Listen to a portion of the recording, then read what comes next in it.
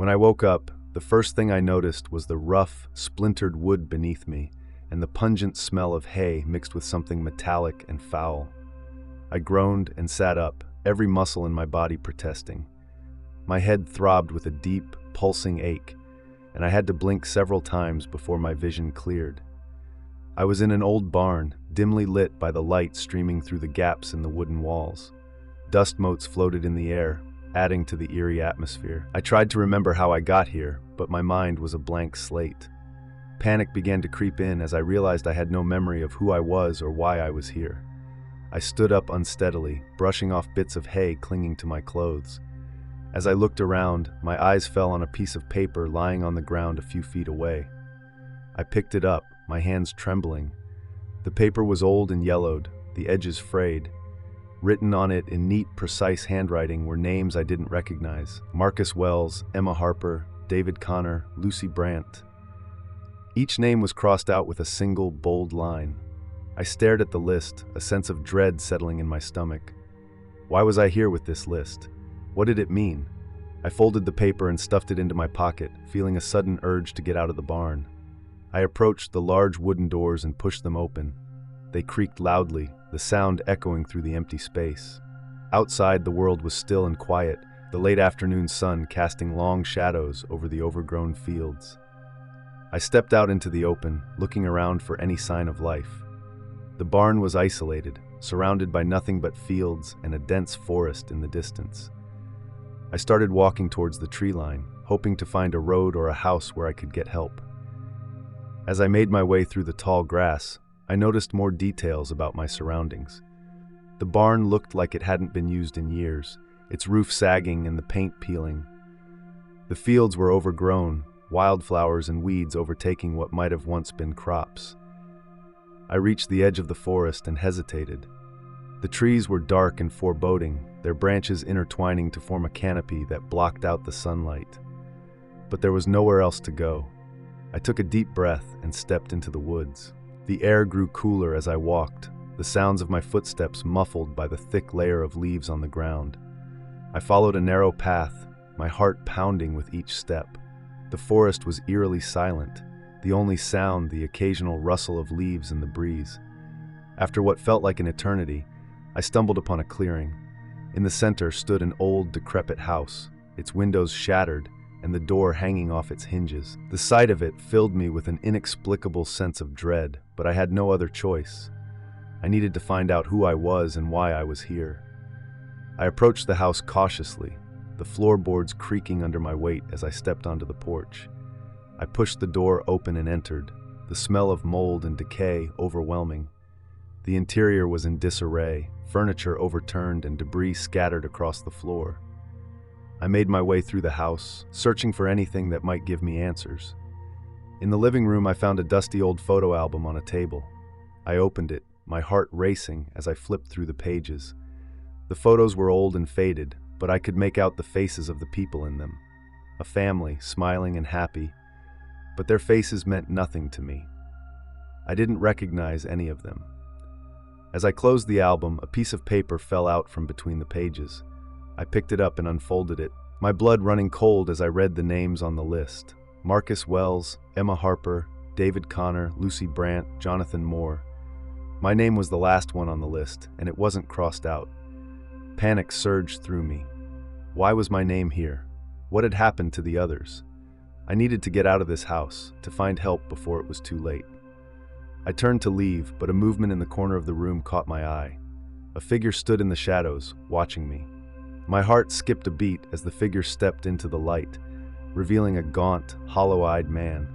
His clothes were tattered, and he looked like he hadn't seen sunlight in years. "You shouldn't be here," he said, his voice raspy and weak. "Who are you?" I asked, my voice trembling. "It doesn't matter. You need to leave before they come back." "Who's coming back?" I asked, but the man didn't answer. He turned and disappeared into the shadows, leaving me alone with my fear. I ran out of the house, my mind racing. I didn't know who I was or what had happened, but I knew I needed to get as far away from here as possible. I sprinted through the forest, the trees closing in around me. The names on the list haunted me, their fates unknown. As I burst through the trees and into the open fields, I saw headlights in the distance. A car was approaching, its lights cutting through the dusk. I waved my arms, desperate for help. The car slowed and stopped, a man stepping out. Relief washed over me as I approached, but it quickly turned to terror as I recognized his face. It was the same gaunt man from the house, his eyes cold and unfeeling. "You can't escape," he said, his voice echoing in my mind. I turned to run, but it was too late. Hands grabbed me from behind, pulling me into the darkness. The last thing I saw was the piece of paper fluttering to the ground, the names crossed out one by one, until only mine remained.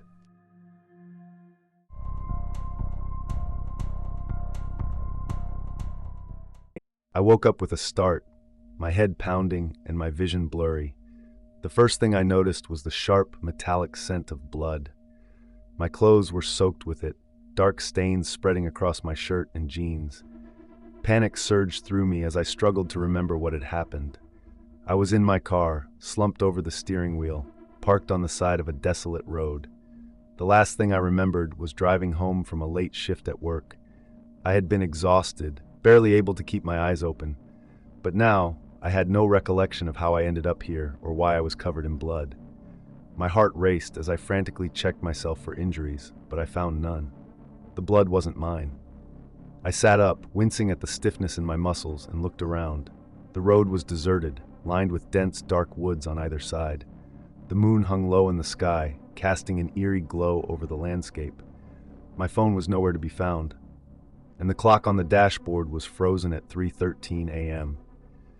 My hands trembled as I reached for the ignition, but the car wouldn't start. The engine made a sickening, grinding noise before falling silent. I was stranded in the middle of nowhere with no way to call for help. I needed to get out of the car to find out where I was and what had happened. I opened the door and stepped into the cool night air, my legs unsteady beneath me. The blood on my clothes felt sticky and cold, clinging to my skin. I tried to steady my breathing as I scanned the area, looking for any sign of life. There was nothing but the oppressive silence of the woods and the faint rustle of leaves in the breeze. I took a few hesitant steps away from the car, my eyes straining to see through the darkness. My foot hit something solid, and I stumbled, nearly falling. I looked down and saw a large, dark shape lying on the ground. My breath caught in my throat as I realized it was a body. The person was face down, their clothes soaked with blood. A wave of nausea washed over me as I backed away, my mind racing with questions. Who were they? And why were they here with me? I needed to know what had happened, but the fear and confusion were overwhelming. I forced myself to approach the body, my heart pounding in my ears. With trembling hands, I turned them over, revealing a man in his 40s, his face pale and lifeless. There was a deep gash on his forehead, and his eyes stared blankly at the sky. I recoiled, my stomach heaving.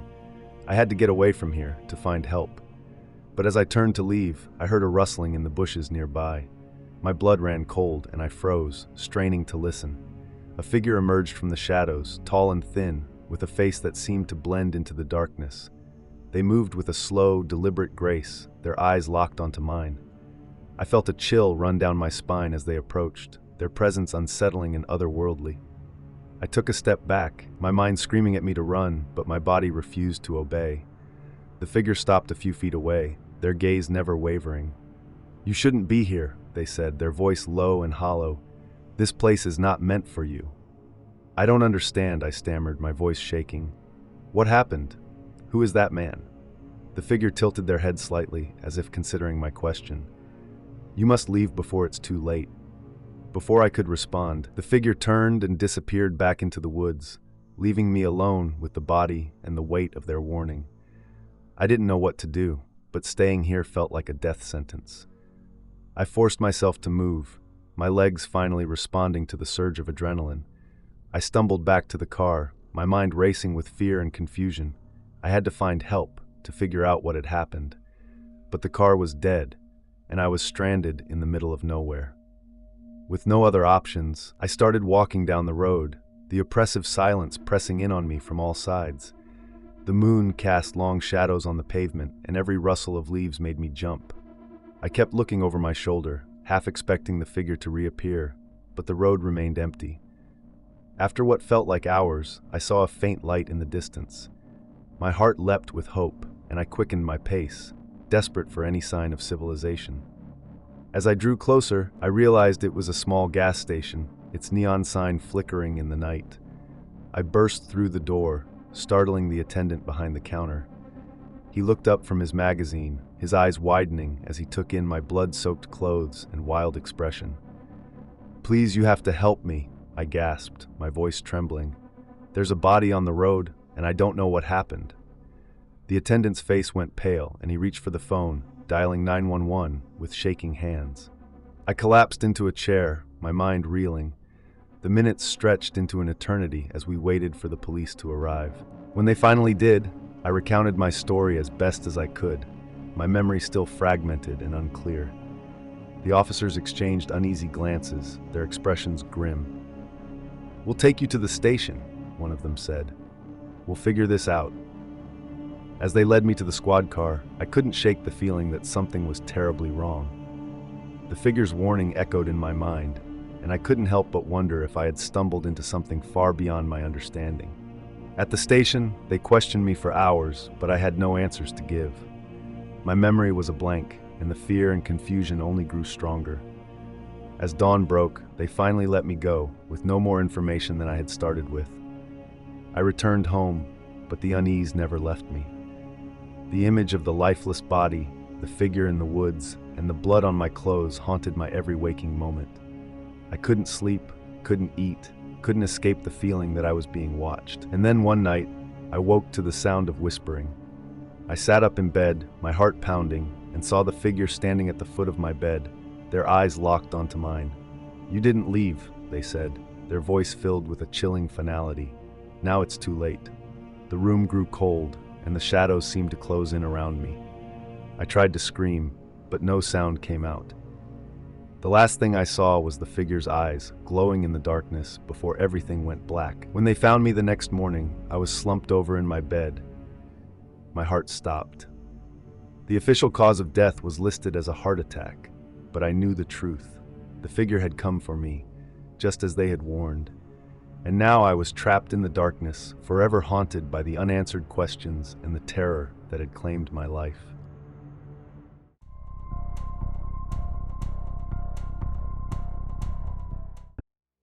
When I woke up, my head was pounding, and the room was spinning. It took a moment for my eyes to adjust to the dim light filtering through the curtains. My bedroom, usually a safe haven, felt unfamiliar and sinister. As I sat up, a metallic scent hit my nose, and my heart sank. Blood. There was blood everywhere, on the sheets, the walls, even splattered across the ceiling. Panic surged through me. I had no memory of what had happened or how I had ended up in this nightmare.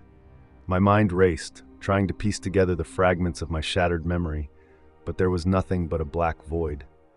I had to get rid of the blood, to clean up before anyone saw. But why was there so much? Whose blood was it? I stumbled out of bed, nearly slipping on the slick floor. My hands were shaking as I grabbed the first thing I could find, an old towel, and began scrubbing the floor, my heart hammering in my chest. My reflection in the mirror caught my eye, and I saw the blood smeared on my face and clothes. I looked like a stranger, a figure out of a horror movie. As I worked frantically, I glanced out the window and froze. My neighbor, Mr. Thompson, was standing in his yard, staring directly into my room. His eyes were wide with shock, and he made no move to look away. The intensity of his gaze sent a chill down my spine. I turned away quickly, hoping he hadn't seen too much. I needed to clean up faster. My movements became more frantic, and my breath came in ragged gasps. I couldn't let him call the police. I needed to figure out what had happened first. I stripped the bed, bundling the bloody sheets into a tight ball and shoving them into a trash bag. My hands were slick with blood, and my stomach churned with nausea. I scrubbed the walls, the ceiling, every surface that had been touched by the crimson stains. The task seemed endless, and the room still reeked of blood. Every few minutes, I glanced out the window, and each time, Mr. Thompson was still there watching. His presence unnerved me, but I couldn't stop.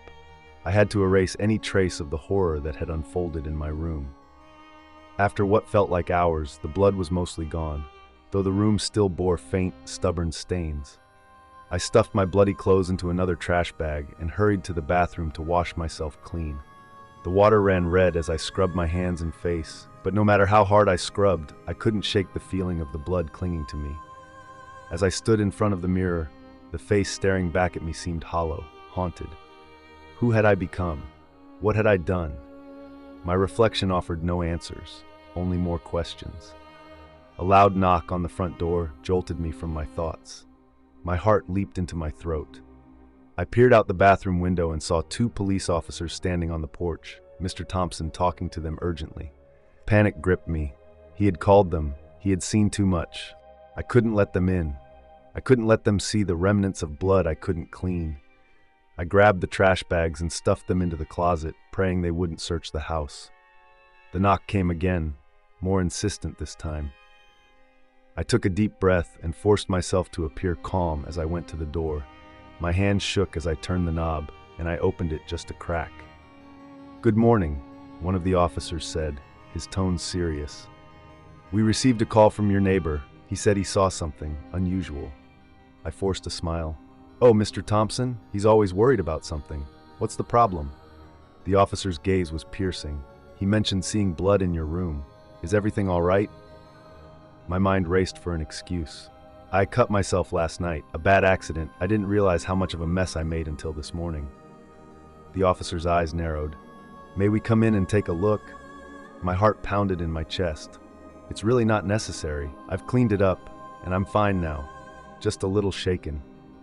The other officer stepped forward, his expression stern. "We need to make sure everything is all right, ma'am. Please let us in." I had no choice.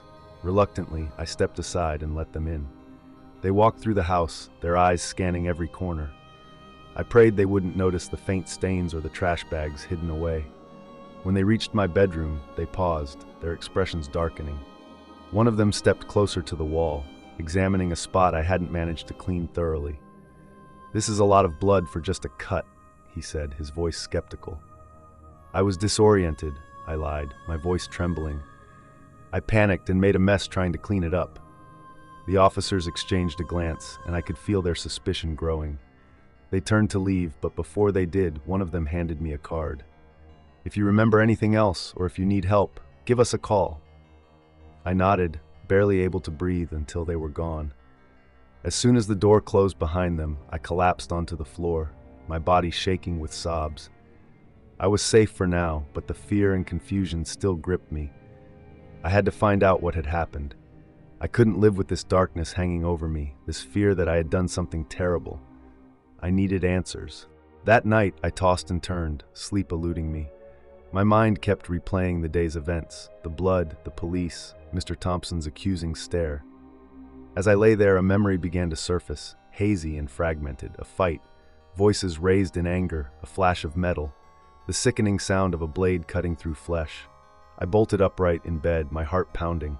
I had seen a knife, covered in blood, but where? I got up and searched the room, my hands shaking. I found it under the bed, the blade stained with dried blood. As I held the knife, the memory became clearer. An argument with someone, the knife in my hand. The shock and horror as I realized what I had done. My breath came in short gasps as the full weight of my actions hit me. I had killed someone. I didn't know who, but the blood on my clothes, the knife in my hand, it all pointed to one horrifying conclusion. I looked out the window, and there was Mr. Thompson, still watching, his expression unreadable. He knew, he had seen everything. And now, there was no escape from the truth. I was a killer, trapped in my own nightmare, with no way out. The darkness inside me had finally taken over, and there was no going back. As I stared into the night, I knew that this was only the beginning of my descent into madness.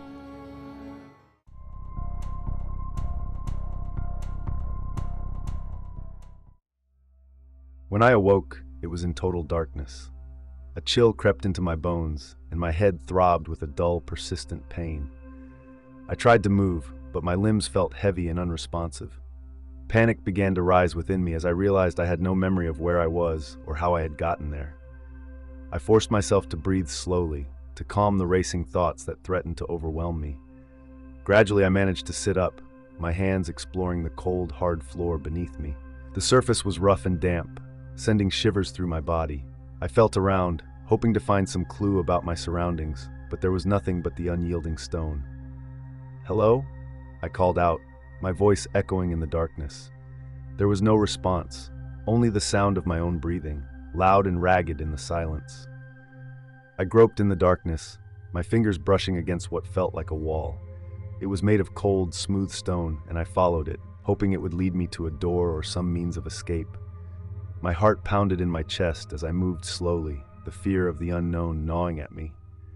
After what felt like an eternity, my fingers found a crack in the wall. I traced it, realizing it was a door, or at least some sort of opening. I pushed against it, but it didn't budge. Desperation surged through me, and I pounded on the door, shouting for help. "Is anyone there? Please, let me out!" The silence was deafening. I slumped against the door, my mind racing with questions. Who was I? How had I ended up here? And why couldn't I remember anything? As I sat there, trying to piece together the fragments of my shattered memory, I heard it, a faint, shuffling sound coming from somewhere behind me. I turned, my heart leaping into my throat. The sound grew louder, more distinct, as if someone or something was moving towards me. "Who's there?" I demanded, my voice trembling. There was no response, only the continued shuffling.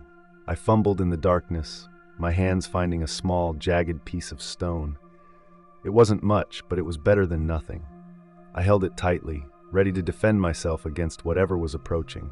The shuffling stopped, replaced by a low, guttural whisper. I strained to listen, but the words were unintelligible, a chilling murmur that seemed to seep into my very soul. The air grew colder, and I could feel a presence in the room, something unseen but undeniably real. "Show yourself!"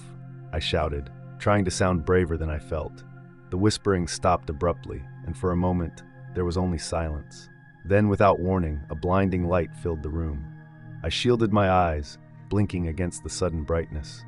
When my vision cleared, I saw that I was in a small, windowless basement. The walls were lined with shelves, cluttered with old, dusty objects. In the center of the room stood a figure, shrouded in shadows. It was tall and thin, its features hidden by the darkness. The light seemed to emanate from nowhere, casting long, eerie shadows on the walls. "Who are you?" I asked, my voice barely more than a whisper.